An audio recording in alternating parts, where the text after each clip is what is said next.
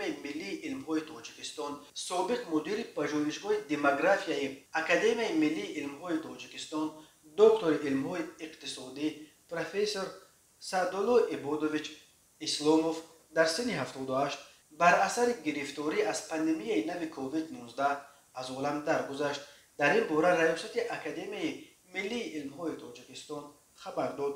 раёсати академия ба пайвандон ва ошноёни марҳум номаи тасаллият изҳор карда ба онҳо сабри ҷамил хостааст. Саъдулло Исломов 2 июни соли 1934 ба дунё омада, соли 1906 риштаи иқтисодии донишгоҳи давлатии Тоҷикистонро хатм кардааст.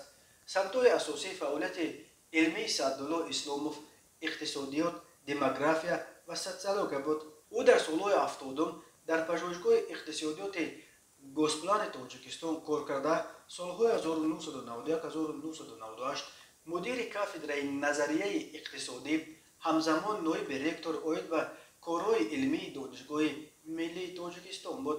Саъдулло Исломов ҳамин тавр аз соли 1994 то соли 2013 мудири кафедраи менеҷменти донишкадаи соҳибкорӣ ва хизмат буда, солҳои 1998 то 2000 роҳбари маркази омӯзиши аҳолӣ ва солҳои 2002-2010 раҳбари пажӯҳишгоҳи демографияи Академияи илмҳо буд. аз соли 2011 ӯ дар мақоми муовини директори Институти иқтисодиёт ва демографияи Академияи илмҳои ҷумҳурии Тоҷикистон кор мекард. раёсати академия Саъдулло Исломовро яке аз бунёдгузорони мактаби демографии Тоҷикистон ном бурдааст.